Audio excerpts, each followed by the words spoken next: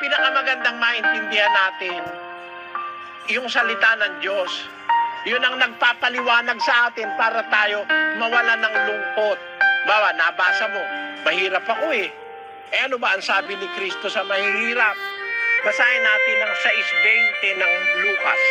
At itiningin niya ang kanyang mga mata sa kanyang mga alagad at sinabi, "Mapapalad kayong mga dukha, sapagkat inyo ang kaharian ng Diyos. Mapapalad kayong nagugutom ngayon, sapagkat kayo'y bubusugin. Mapapalad kayong nagsisitangis ngayon, sapagkat kayo'y magsisitawa. Mapapalad kayo kung kayo'y kapuotan ng mga tao, at kung kayo'y ihiwalay nila, at kayo'y alimurahin, at itakwil ang inyong pangalan at tila masasama dahil sa anak ng tao. Mangagala kayo sa araw na yaon at magsilukso kayo sa kagalakan, sapagkat narito ang ganti sa inyo'y malaki sa langit. Sapagkat sa gayon ding paraan ang ginawa ng kanilang mga magulang sa mga propeta.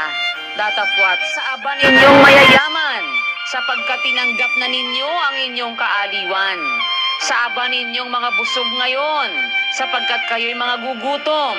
Sa aba ninyong nagsisitawa ngayon, sapagkat kayo'y magsisitaghoy at magsisitangis.